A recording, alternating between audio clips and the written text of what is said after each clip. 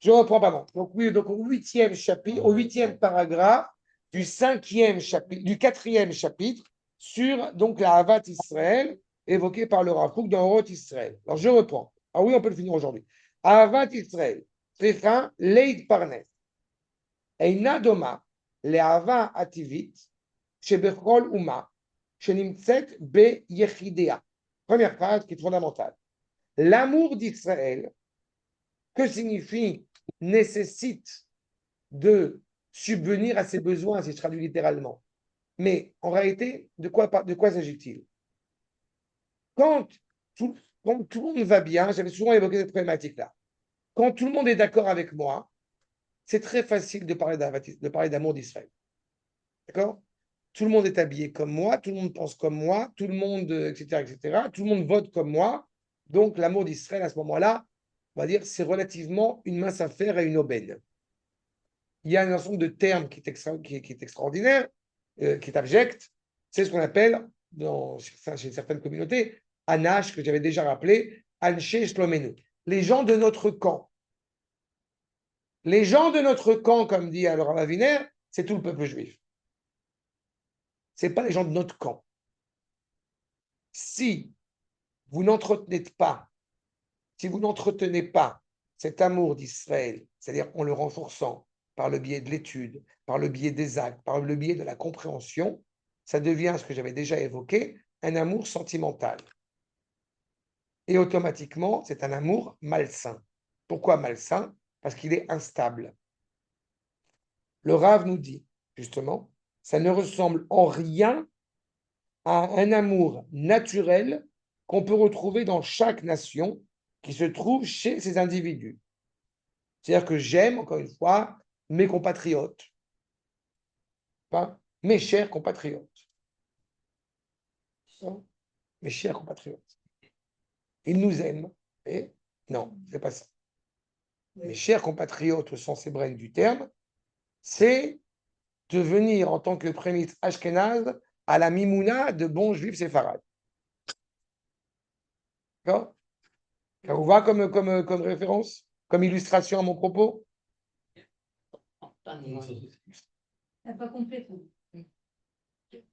Et inversement, אני אומר, ראש הממשלה האשכנזי שניגש במימונה אצל אחינו הספרדים, זה ביטוי של אהבת ישראל.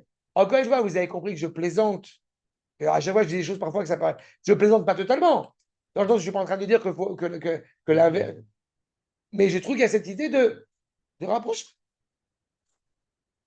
D'accord? Si je parle de lui, et je parle de n'importe qui, encore une fois, à notre échelle, on n'a pas ce rapport, encore une fois, de mépris à l'égard de qui que ce soit. Et on a une volonté sincère d'entraide à l'égard d'un juif, quel qu'il soit, qu'il ait une kippa, qu'il n'ait pas de kippa, qu'il ait un streimel, qu'il n'ait pas de streimel.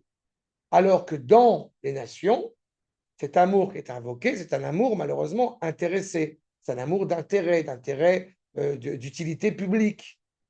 C'est pas de ça qu'on parle. Kol Uma, Isoda, Urak, Tivi, Pashou, justement, puisque chaque nation, elle est motivée par une relation cordiale, on va dire, au sein de la nation. C'est normal, c'est vital. C'est mieux qu'on s'entende bien avec notre voisin qu'on s'entende mal, avec notre voisin.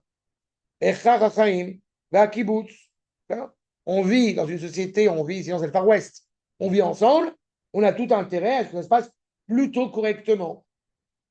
Milouya, Retsonot, à Tivim, les volontés les plus naturelles. Je préfère bien m'entendre avec mon voisin, parce que si jamais j'ai besoin d'un kilo de sucre, je vais lui demander. C'est pas de l'amour, ça. Exactement. Encore une fois, c'est ce qu'il dit. Anochim, qui sont agréables, qui sont sereins, face à ce rassemblement des citoyens. Aliedei, kibbutz, Sheshlem, Kishurim, Amitzim, Zelazé. Comprends, on a, et pareil à la guerre, pareil au marché, pareil où vous voulez. On a un ennemi commun, donc aimons-nous les uns les autres. Mais non, c'est pas un amour, ça.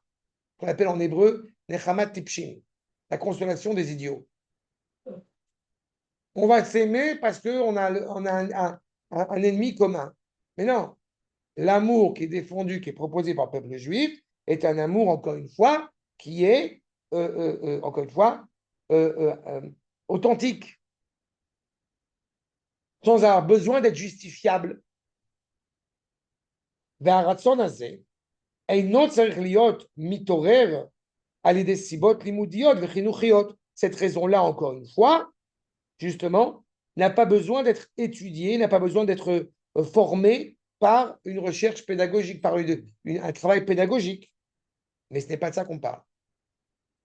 Le lien, Aval Kishur chez Knesset Israël, le lien qui rattache l'âme du peuple juif à son peuple, encore une fois, est inhérent et est dépourvu d'intérêt, est dépourvu d'utilité publique.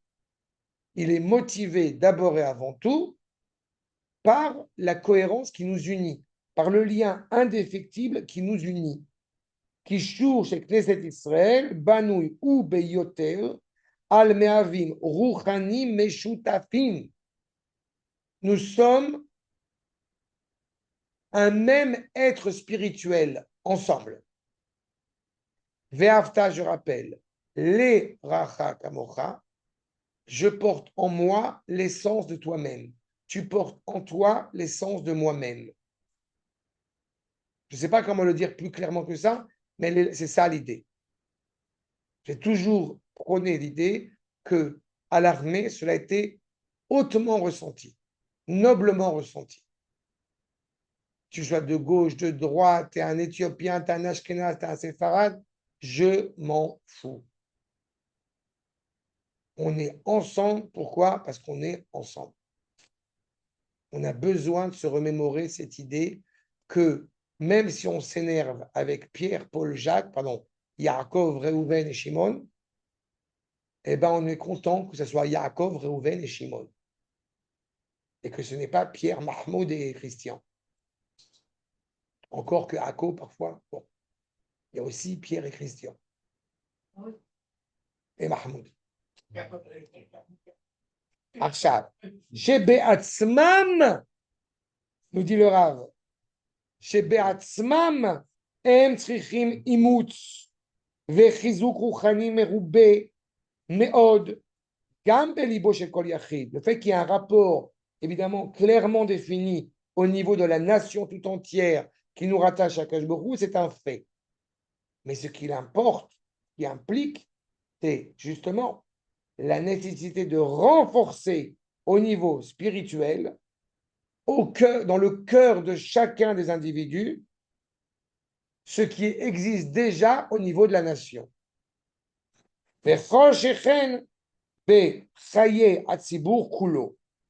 Face, encore une fois, à un lien naturel, simple, des goïms entre eux, pour, comme je l'ai dit, des intérêts politiques, des intérêts économiques, des intérêts, ce que vous voulez, sociétaux. Ce n'est pas le cas dans la tradition hébraïque. Au contraire, ce qui nous importe, en revanche, c'est de renforcer ce qui existe déjà.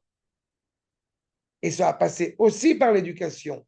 Mais l'éducation ne vient pas nous attribuer des vertus extérieures, des attributs auxquels nous ne participons pas.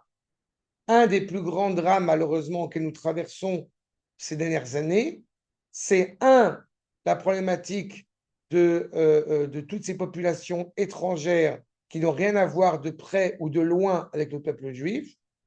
Et je me permets de partager avec vous quelque chose qui me peine profondément, c'est le fait que à Akko, et je me rends compte bien encore plus maintenant, vous avez malheureusement énormément de mariages mixtes. Ce que j'appelle mariage mixte, là je suis très sérieux, hein, c'est pas du tout le mariage mixte, c'est juif et arabe. Ce drame où la mère est juive et parfois elle s'est convertie à l'islam, ce drame où la mère est juive, le père est musulman, c'est plus vu dans ce sens-là d'ailleurs que dans le sens inverse, mais c'est une réalité qui existe. Et vous comprenez des implications dramatiques au niveau identitaire et des professeurs, entre parenthèses, dits loin de la Torah, sont aussi inquiets de cette réalité-là. C'est-à-dire au-delà du problème spirituel, il y a un problème identitaire dont les parents, malheureusement, semble-t-il, négligent considérablement, de ce que cela a impliqué leur union. C'est pour cela qu'on a comme une sorte de loi ancestrale, de loi carrée, tu es juif, j'ai un devoir de t'aimer. J'ai un devoir en acte, en pensée, en acte et en parole. Mais ceci étant dit, ce qui peut nous surprendre, c'est que vous avez des populations dites arabes qui envoient leurs enfants dans des écoles dites israéliennes. Mais pas religieuses, mais écoles israéliennes. Et c'était une question que je pouvais partager, qui a été posée dans le cadre justement de mon travail par certains professeurs, par certains enseignants. Comment est-ce qu'on gère cette problématique-là quand on doit expliquer la fête de Toubishvat, la fête de Purim, etc.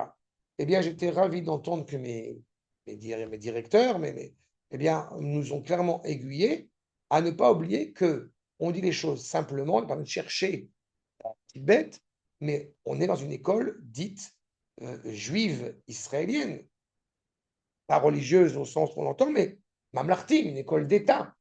Donc on transmet des valeurs qui sont rattachées à l'identité d'Israël. Celui à qui ça pose problème, bien comme dirait l'expression, qu'il aille chez sa mère. Il n'y a pas de casser la tête non plus. C'est ça.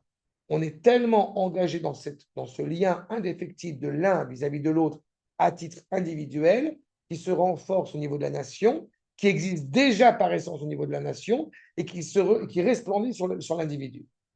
C'est clair? Ouais. Une fois, je devais, avec une élève, je travaillais avec des enfants, je le faisais avec les devoirs. Et une arabe, elle m'a dit, je l'aide de faire les devoirs, parce qu'il y avait Torah sur Moshe et sur Yoshua. Après, les écoles. Je t'apprends